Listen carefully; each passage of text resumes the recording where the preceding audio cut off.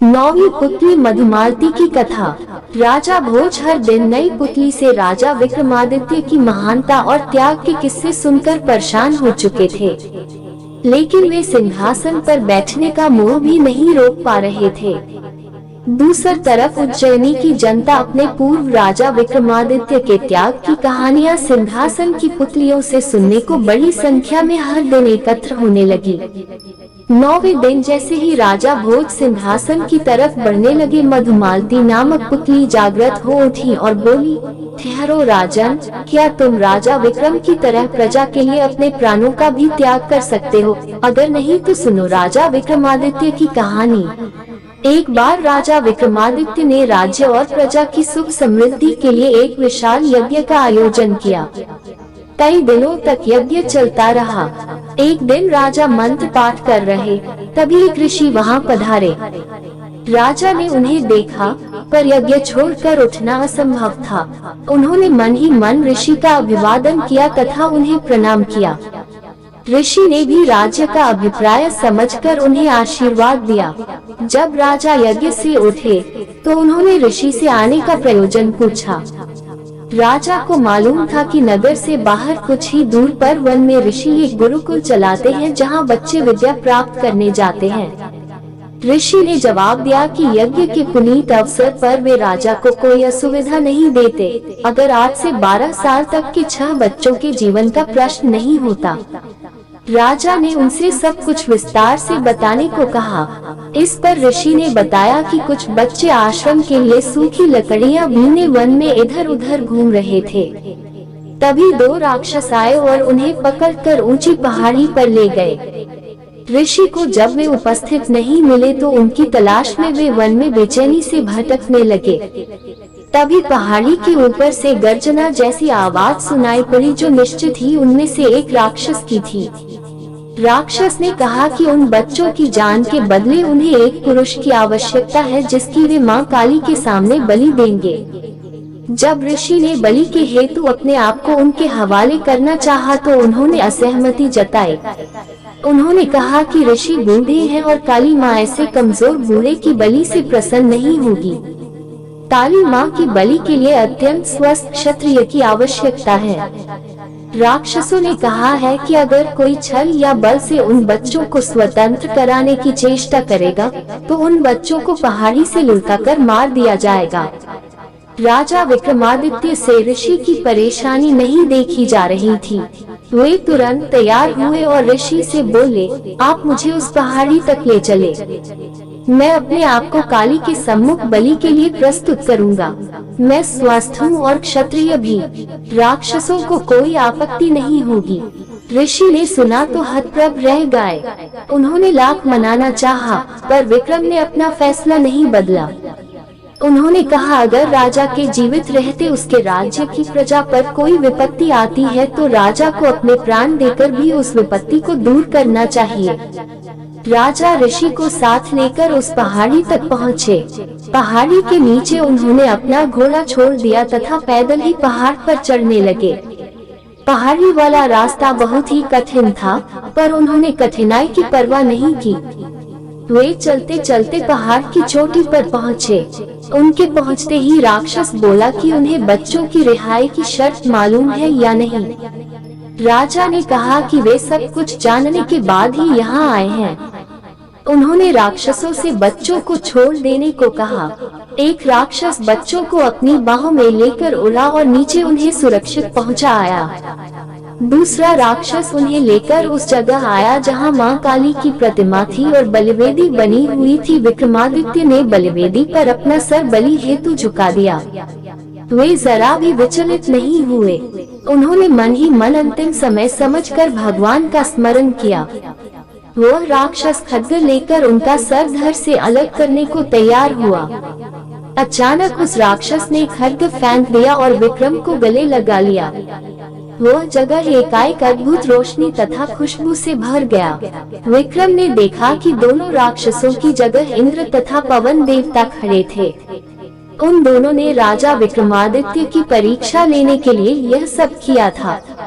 वे देखना चाहते थे कि विक्रम सिर्फ सांसारिक चीजों का दान ही कर सकता है या प्राणोत्सर्ग करने की भी क्षमता रखता है। उन्होंने राजा से कहा कि उन्हें यज्ञ करता देख ही उनके मन में इस परीक्षा का भाव जन्मा था। उन्होंने विक्रम को यशस्वी होने का आशीर्वाद दिया तथा कहा कि उनकी कीर्ति सदियों तक चारों ओर फैलेगी। इतना कहकर मधुमालती चुप हो गई। अगले दिन राजा भोज का रास्ता रोका पुतली प्रभावती ने। 10वीं पुतली प्रभावती की कथा। 10वें दिन फिर राजा भोज उस दिव्य सिंहासन पर बैठने के लिए उद्यत हुए, लेकिन पिछले दिनों की तरह इस बार 10वीं पुतली प्रभावती जागृत हो गई और बोली, रुको राजन, क्या तुम स्वयं को विक्रमादित्य के समान समझने लगे हो? पहले उनकी तरह पराक्रमी और दयालु होकर बताओ, तभी इस सिंहासन पर बैठने के अधिकारी होंगे। सुनो, मैं तुम्हें परम प्रतापी राजा विक्रमादित्य की कथा सुनाती हूँ। एक बार राजा विक्रमादित्य शिकार खेलते खेलते अपने सैनिकों की टोली से काफी आगे निकलकर जंगल में भटक गए। उन्होंने इधर उधर काफी खोजा, पर उनके सैनिक उन्हें नजर नहीं आए। उसी समय उन्होंने देखा कि एक सुदर्शन युवक एक पेड़ पर चढ़ा और एक शाखा से उसने एक रस्सी बांधी। रस्सी में फंदा बना था। उस फंदे में अपना सर डालकर झूल गया। विक्रम समझ गए कि युवक आत्महत्या कर रहा है। उन्होंने युवक को नीचे से सहारा देकर फंदा उसके गले से निकाला तथा उसे समझाया कि आत्महत्या कायरता है और अपराध भी है। इस अपराध के लिए राजा होने के नाते वे उसे दंडित भी कर सकते हैं। युवक उनकी रोबीली आवाज तथा वेशभूषा से ही समझ गया कि वे राजा हैं, इसलिए भयभीत हो गया। राजा ने उसे सहलाते हुए कहा कि वह एक स्वस्थ और बलशाली युवक है। फिर जीवन से निराश क्यों हो गया? अपनी मेहनत के बल पर वह आजीविका की तलाश कर सकता है। उस युवक ने उन्हें बताया कि उसकी निराशा का कारण जीविकोपार्जन नहीं है और वह विपन्नता से निराश होकर आत्महत्या का प्रयास नहीं कर रहा था। राजा ने जानना चाहा कि कौन सी ऐसी विवशता है जो उसे आत्महत्या के लिए प्रेरित कर रही है। उसने बताया कि वह कालिंगा का रहने वाला है तथा उसका नाम वसु है। एक दिन वह जंगल से गुजर रहा था कि उसकी नजर एक सुंदर लड़की पर पड़ी। वह उसके रूप पर इतना मोहित हुआ कि उसने उससे उसी समय प्रणय निवेदन कर डाला। उसके प्रस्ताव पर लड़की हंस पड़ी और उसने उसे बताया कि वह किसी से प्रेम नहीं कर सकती, क्योंकि उसके भाग्य में प्रेम करना नहीं लिखा है। दरअसल वह एक राजकुमारी है जिसका जन्म ऐसे नक्षत्र में हुआ कि उसका पिता ही उसे कभी नहीं देख सकता। अगर उसके पिता ने उसे देखा तो तत्क्षण उसकी मृत्यु हो जाएगी। इसलिए उसके जन्म लेते ही उसके पिता ने नगर से दूर एक सन्यासी की कुटिया में भेज दिया और उसका पालन पोषण उसी कुटिया में हुआ। उसका विवाह भी उसी युवक से संभव है जो असंभव को संभव करके दिखा दे। उस युवक को जिसे मुझसे शादी करनी है, खौलते तेल के कड़ाह में कूदकर जिंदा निकलकर दिखाना होगा। उसकी बात सुनकर वसु उस कुटिया में गया जहाँ उसके निवास था। वहां जाने पर उसने कई अस्थि पंजर देखे जो उस राजकुमारी से विवाह के प्रयास में खौलते कड़ाह के तेल में कूदकर अपनी जानों से हाथ धो बैठे थे। वसु की हिम्मत जवाब दे गई।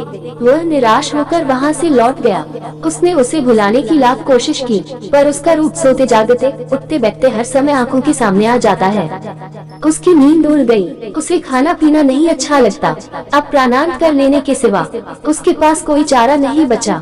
विक्रम ने उसे समझाना चाहा कि उस राजकुमारी को पाना सचमुच असंभव है, इसलिए वह उसे भूलकर किसी और को जीवन संगिनी बना ले, लेकिन युवक नहीं माना।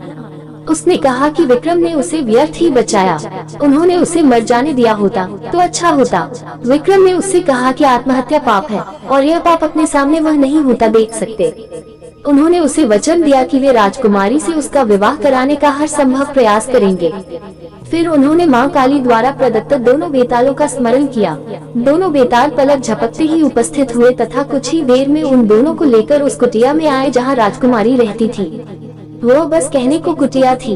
राजकुमारी की सारी सुविधाओं का ख्याल रखा गया था। नौकर चाकर थे।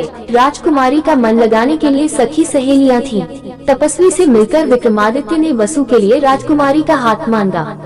तपस्वी ने राजा विक्रमादित्य का परिचय पाकर कहा कि अपने प्राण वह राजा को सरलता से अर्पित कर सकता है, पर राजकुमारी का हाथ उसी युवक को देगा जो खौलते तेल से सकुशल निकल आए। बस ये शर्त पूरी होनी चाहिए। राजा विक्रम ने उसे बताया कि वे खुद ही इस युवक के स्थान पर कड़ाह में कूदने को तैयार है, तो तपस्वी का मुंह विस्मय से खुला रहा गया। तभी राजकुमारी अपनी सहेलियों के साथ वहां आई। वो सचमुच अप्सराओं से भी ज्यादा सुंदर थी। खैर, विक्रम ने तपस्वी से कहकर कड़ाह भर तेल की व्यवस्था करवाई। जब तेल एकदम खौलने लगा तो माँ काली को स्मरण कर विक्रम तेल में कूद गए। खौलते तेल में कूदते ही उनके प्राण निकल गए और शरीर भूनकर स्याह हो गया। माँ काली अपने भक्त को इस तरह कैसे मरने देती। उन्होंने बेतालों को विक्रम को जीवित करने की आज्ञा दी। बेतालों ने अमृत की बूंदें उनके मुंह में डालकर उन्हें जिंदा कर दिया। जीवित होते ही उन्होंने वसु के लिए राजकुमारी का हाथ मांगा। राजकुमारी के पिता को खबर भेज दी गई और दोनों का विवाह धूमधाम से संपन्न हुआ। इतना कहकर प्रभावती खामोश हो गई। राजा भोज समझ गए कि विक्रम के असतुलनीय त्याग का उनके पास कोई जवाब नहीं है और लौट गए अपने कक्ष की तरफ। अगले दिन 11वीं पुतली त्रिलोचना ने रोका राजा को और सुनाई विक्रमादित्य की सुंदर व रोचक कथा।